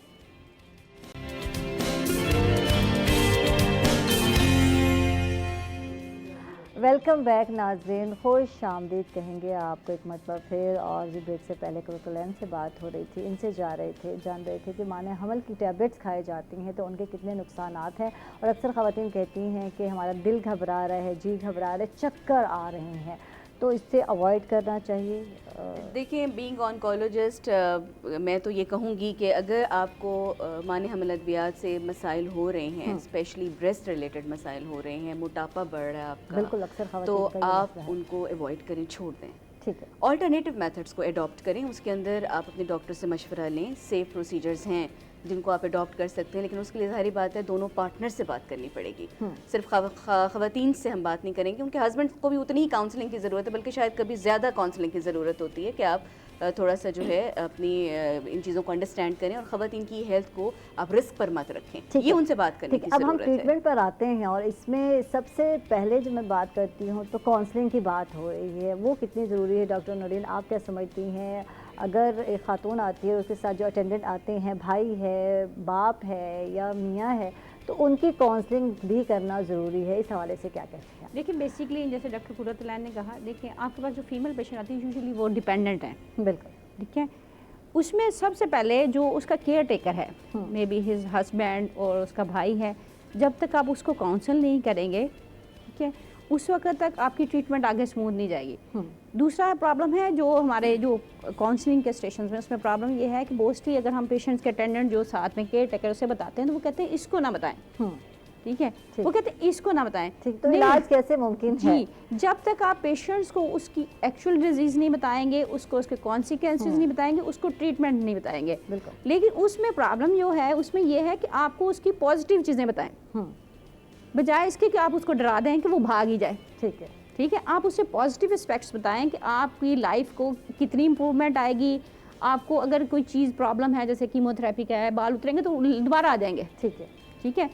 आप उसको किसी मेजर जिनके ऐसे बंदे की जो नॉन पर्सन है उसकी आप एग्जाम्पलीफाइड कर सकते हैं। आप अपने पेशेंट्स का डाटा है वो आप दिखा सकते हैं। अगर किसी की ब्रेस्ट सेव किया तो आप उसको पिक्चर्स और वीडियोस दिखा सकते हैं, ठीक है। और आप उसको सर्वाइविंग के पेशेंट, जैसे बहुत सारे लोग ब्रेस्ट कैंसर में आप जानती हूँ एंजेलिना जूली, बिल्कुल, शी डिड द प्रोफिलैक्टिक मैस्टेक्टमीज, वो जीन पॉजिटिव थी, उन्होंने सिर्फ ब्रेस्ट कैंसर के अगेंस्ट उन्होंने अपनी ब्रेस्ट रिमूव करवाई, बिल्कुल, विदाउट ब्रेस्ट कैंसर, वार्डा में था ब्रेस्ट yes, कैंसर और gene उनके positive पीछे, thing. बिल्कुल, And then हाला में भी, we are बिल्कुल। knowing the female, that is the ex-speaker of Pakistan National Assembly, doctor Fahmida Mirza, बिल्कुल। She is a treated case, वो ट्रीटेड केस हैं ब्रेस्ट कैंसर की। एक दिन मैं लाइव प्रोग्राम में उनको मैं सुन रही थी और उन्होंने बहुत अच्छी हेल्प, उसने कहा मैं I was a working women, ठीक है, मैं नेशनल असेंबली का एक बड़ा इजलास में चेयरमैन जिनकी करवानी कंडक्ट, और मुझे पता है मेरे बाल नहीं नज़र आ रहे, लेकिन I can cover with makeup, मैं विग लगा सकती हूँ। और बीइंग मुस्लिम आप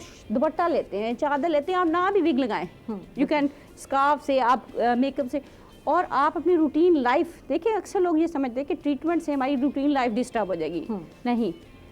आपको अगर फीवर है तो आप 2 दिन पैनाडोल या पोस्टान लेके अपनी लाइफ कंफर्टेबल करते हैं। तो अगर पेशेंट को कीमोथेरेपी या किसी ट्रीटमेंट से कुछ दिन उसकी लाइफ थोड़ी सी डिस्टर्ब होती है, लेकिन इसका मतलब ये नहीं है कि आप टोटल अपनी लाइफ को उस पर सेक्रीफाइस कर दें, ठीक है, ठीक है। तो पॉजिटिव एस्पेक्ट्स बताएं, लेकिन उसमें आप फीमेल को बताएंगे, लेकिन अगर विलिंग नहीं है उसके साथ फैमिली को भी बताएं, ताकि वो बेसिकली आपकी काउंसलिंग से उसका हस्बैंड अगर उसको काउंसिल करेगा वो ज़्यादा बेहतर होगा। बिल्कुल, no doubt, no doubt. Doctor हौसला भी मिलेगा, डॉक्टर Yes. के कहने से भी मिलता है, लेकिन अगर अपना ही कोई प्यारा अगर बताएगा और देखिए कहेगा, अब हम फीमेल साथ आपको कहती है ना कि ये बहुत एक्सपेंसिव है, अगर उसका expensive हस्बैंड है, ये कहे कि तो नहीं कोई कोई बात नहीं, तुम्हारी जान से तो यार कोई कीमती नहीं है, तो फिर उसको फिर वो हौसला जाहिर मिलेगा, है वो treatment। इलाज भी करवाएगी। डॉक्टर आमिर आपसे बात करते हैं, ट्रीटमेंट की बात करते हैं, जैसे कि बात हो रहा है एक्सपेंसिव बहुत ज़्यादा है, एक्सपेंसिव बहुत ज़्यादा है, लोग इस वजह से जो है पूरा इलाज भी नहीं करवा पाते, सर्जरी से भी भाग रहे होते हैं, कीमोथेरेपी की जो सेशन है उससे भी भागते हैं। उस हवाले से आप क्या कहेंगे? ट्रीटमेंट में ये बहुत बड़े एक हर्डल है जो एक हमारा जो पेशेंट है वो यही सोचता है कि ट्रीटमेंट कराना मेरे लिए बहुत मुश्किल होगा, कि इतना एक्सपेंसिव ट्रीटमेंट है और पता नहीं इसका रिज़ल्ट क्या होगा, मैं ठीक होंगी या नहीं होंगी। बट अब काफ़ी स्पोर्ट्स प्रोग्राम मौजूद हैं, जैसे हमारे मीनार कैंसर हॉस्पिटल में पेशेंट को काफ़ी सपोर्ट किया जाता है, इसी तरह हमारे बाकी 18 सेंटर में भी बहुत कोशिश की जाती है। हम 100% तो शायद मदद नहीं कर सकते, लेकिन मोर देन 50%, 60% और कई कंडीशन 78% तक भी हम लोग उनकी हेल्प कर देते हैं। रेडिएशन थेरेपी के चार्जेस हैं जो कि एक अलग से एक ट्रीटमेंट मोडेलिटी है जो कि बहुत एक्सपेंसिव है, जिसकी जो एक्सपेंस है वो आपके 1 लाख से लेकर 2 लाख 3 लाख तक भी जाते हैं। उनमें कई पेशेंट्स में जो हमारे पाकिस्तान एटॉमिक एनर्जी के सेंटर्स हैं, मोस्टली केसेस में मोर देन 60 to 70% केसेस में फ्री ऑफ कॉस्ट हम रेडिएशन थेरेपी उनको पेशेंट को ऑफ़र करते हैं। और उसके अलावा जो कीमो में है, कीमो में भी काफ़ी ज़्यादा स्पोर्ट्स प्रोग्राम से और बाकी डोनेशंस की मदद से, ज़कात से, पाकिस्तान बैतुल माल से पेशेंट की बहुत ज़्यादा हेल्प हो जाती है। लेकिन जैसे डॉक्टर नौरीन ने बताया, सबसे पहले उनकी काउंसलिंग है कि आपको अपने आप को ट्रीटमेंट के लिए तैयार करना है। आप ट्रीटमेंट के लिए तैयार हो, मेंटली तौर पर आप तैयार होंगे, definitely cost is a problem, but उसमें काफ़ी सपोर्ट आपको मिल सकती है और आप ट्रीटमेंट के साथ आगे जा सकते हैं। ठीक है, ठीक है। तो डॉक्टर कुरतलन आपकी तरफ आते हैं, ट्रीटमेंट की बात हो रही थी और मीनार जो हॉस्पिटल है वो कितना कंट्रीब्यूट करता है, कितना लोगों को, जो क्योंकि नीडी है और लोगों की जायदादें यार बिक जाती हैं, घर बिक जाते हैं इस इलाज पर, तो क्या कहेंगे इस हवाले से, कितना जो है आप लोगों को फेवर देते हैं, मैं ये जानना देखिए चाहूँगी। मीनार कैंसर हॉस्पिटल में बहुत सी फैसिलिटीज़ हैं, डॉक्टर आमिर सत्तार ने जैसे कुछ फैसिलिटीज़ का जिक्र भी किया। और दूसरा ये कि जो इदारा चलाने वाला है उसने कुछ ऐसे रूल्स रेगुलेशंस बनाए हैं जिसमें हमारे लिए बहुत आसानी है कि हम पेशेंट्स को स्क्रूटनी करें कि जो वाकई डिज़र्विंग हैं उनके लिए ये हो, जो जिनका हम ट्रीटमेंट करेंगे और उनको फ़ायदा भी होगा और वो ठीक भी हो जाएंगे। इसमें भी हमें कैटेगराइज करना पड़ता है ना कि अर्ली स्टेज है, इस पे एफर्ट करने का हमें बहुत अच्छा आउटपुट मिलेगा। थोड़ी सी एडवांस डिजीज़ है लेकिन थोड़ी एफर्ट कर लें तो शायद हम बेहतर रिजल्ट लें। लास्ट स्टेज है तो चलें शायद हम इसकी क्वालिटी ऑफ लाइफ को बेहतर कर सकें। ये 3 तरह से हम इसको कैटेगराइज कर सकते हैं। अब डायरेक्टर मीनार हमारे हैं डॉक्टर सईद अख्तर साहब, उन्होंने बहुत अच्छे सिस्टम्स किए हुए हैं। मतलब जैसे ही पेशेंट पेशेंट की केटरिंग बहुत आसान है। आप जैसे मीनार में एंटर होते हैं, आपको फर्स्ट काउंटर मिलता है, साथ ही आपको एक काउंटर मिलेगा जहाँ पे एक आपको गाइड करने के लिए एक बंदा 24 घंटे मतलब मौजूद है। जितना मीनार का जो वर्किंग आवर्स है उसमें आपको वहाँ पे एक बंदा एक डेस्क फ्रंट डेस्क के ऊपर बैठा होगा जो गाइड करेगा, फलाने टेस्ट के लिए आप वहाँ जा सकते हैं, आपने ब्रेस्ट क्लिनिक जाना है उसका रास्ता ये है, आपने ये टेस्ट कराना है, इसके लिए ये प्रोसीजर है। मतलब एक ह्यूमनली पॉसिबल एक आपने ना एक बना लिया, ईजी कर दिया अप्रोच। दूसरी बात है 7 क्लिनिकल ऑन्कोलॉजिस्ट बैठते हैं मीनार में, कंसल्टेंट्स हैं 7 के 7 कंसल्टेंट्स। ये आपको कहीं इस तरह से रेशो नहीं मिलेगी। कितना बर्डन है मैं ये जानना चाहूँगी। बर्डन ये बताएं 7 ये तो सवाल है, ना काफ़ी है बर्डन के हिसाब से। 7 जब हम भी जनूबी कम है, पंजाब की बात करते हैं तो ये बहुत ही कम है। 7 भी कम हाँ, है, 7 भी कम है। इसके लिए देखिए कोशिश ये की जाती है, हम साउथ पंजाब का जब एरिया हम पूरा डिफाइन कर रहे हैं, नो डाउट हमारा एक सेंटर बीनो हॉस्पिटल बहावलपुर में मौजूद है, वो भी केटर कर रहा है, उसकी भी अपनी सर्विसेज हैं और वो भी काफ़ी ज़्यादा एरिया कवर कर रहा है। जैसे आप देखें सादकाबाद है, लोधरा, वो सारी बेल्ट सारी उधर वहाँ पे सब लोग आते हैं। तो यहाँ हमारे पास ना डीजी खान से बियॉन्ड, पहाड़ों से बियॉन्ड हमारे पास पेशेंट आते हैं। बलोचिस्तान के मरीज़ हम बहुत देख रहे होते हैं, वो बहुत उनकी अप्रोच यही है, डीजी खान से डायरेक्ट लैंड करते हैं वो मीनार हॉस्पिटल में। हमारे पास मैं अगर ये कहूँ कि निस्फ से ज़्यादा कैंसर के पाकिस्तान के 18 जो ये पाकिस्तान एटॉमिक एनर्जी कमीशन के 18 सेंटर्स केटर करे, तो मेरे ख्याल में ये मैं को गलत बात नहीं करूँगी कि निस्फ से ज़्यादा, यानी आप 100 में से आप देखें मोर देन 50% जो पाकिस्तान की पॉपुलेशन जो कैंसर से अफेक्टेड है वो पाकिस्तान एटॉमिक एनर्जी कमीशन के इन 18 सेंटर्स में प्रेजेंट करती है और ये 18 सेंटर्स उनको केटर करते हैं, फिर भी नाकाफ़ी हैं। बिल्कुल बिल्कुल, नो डाउट। तो ये गवर्नमेंट सेक्टर के ऊपर भी बहुत सारे काम करने की ज़रूरत है, गो के काम हो भी रहा है। नश्तर में है, बहावलपुर में बहावलपुर विक्टोरिया हॉस्पिटल है, सिविल हॉस्पिटल है, ये लोग भी कैंसर के पेशेंट्स को ट्रीट कर रहे हैं, मैनेज कर रहे हैं। लेकिन अब डीजी खान में एक बड़ा अच्छा इजाफा है DHQ हॉस्पिटल का, वहाँ पर अब ऑन्कोलॉजी का डिपार्टमेंट बनाने की तरफ एफर्ट्स की जा रही हैं। ये वो चीज़ें हैं जो शायद कुछ सालों में आगे जाके और ज़्यादा फ्लॉरिश होंगी और ज़्यादा हमारे लिए अच्छा एक नंबर हम पेशेंट्स का कवर कर सकेंगे। लेकिन आयशा बात वही है कि आपकी पॉपुलेशन, टोटल पॉपुलेशन बढ़ रही है, आपका डायग्नोसिस बढ़ रहा है, आपके पास नंबर ऑफ पेशेंट्स बढ़ रहा है, आपके पास ट्रीटमेंट फैसिलिटीज़ उनको केटर करने के लिए काफ़ी नहीं है। मज़ीद एफर्ट्स की ज़रूरत है, मज़ीद ऑन्कोलॉजिस्ट को लाने की ज़रूरत है, सर्जन्स को स्पेशलाइज्ड होने की ज़रूरत है, ऑन्कोलॉजिकल सर्जरी को इंट्रोड्यूस करवाने की और इस पर इम्प्लीमेंट करवाने की ज़रूरत है। ये फैक्टर्स हैं, हर किसी को अपना अपना एक रोल अदा करने से, आप बैठी हो आपको अपना रोल अदा करना है, आप यहाँ पर बैठ के लोगों को अवेयरनेस दे रहे हैं। रोही ने ये अरेंज किया है ये setup, I am very thankful to that. Minar cancer hospital is very thankful to Rohi कि आपने हमें ये अपॉर्चुनिटी दी है, क्योंकि हमारी आवाज़ लोगों तक पहुंचेगी, लोगों को पता चलेगा कि ये ट्रीटमेंट फैसिलिटीज़ यहाँ अवेलेबल हैं, तो वो अप्रोच करेंगे ना। बिल्कुल, नो डाउट। तो ये एक आपका एक बहुत बड़ी सर्विस है जो आपने थैंक की यू, है। बहुत बहुत शुक्रिया डॉक्टर कुर्बुलैन हाशमी हमारे साथ थी, बहुत अच्छा लगा। साल बाद मुलाकात हुई, किसी बहाने से मुलाकात हो जाती है, लेकिन बहुत सारी इंफॉर्मेटिव बातें पता चलती हैं और ये बहुत ज़रूरी है जानना। और हर मसला जो है उसको इग्नोर नहीं करना चाहिए, मसले को मसला ही समझना चाहिए और प्रॉपर इलाज जो है ज़रूर कराना चाहिए। डर और खौफ से भागना नहीं है आपने। ज़िंदगी जो है बहुत कीमती है, ये जानना बहुत ज़रूरी है। आपकी कीमती है, आपकी बच्चों के लिए आपकी ज़िंदगी बहुत कीमती है। बहुत बहुत शुक्रिया डॉक्टर आमिर सत्तार, आपका बहुत बहुत शुक्रिया। डॉक्टर नूरीन कौसर, आपका बहुत बहुत शुक्रिया, आप तशरीफ़ लाएँ, बहुत अच्छा लगा। इसके साथ ही नाज़रीन आयशा को देंगे इजाज़त, इंशाअल्लाह 2 दिन बाद दोबारा मुलाकात होगी इंशाअल्लाह। तब तक के लिए अल्लाह हाफ़िज़।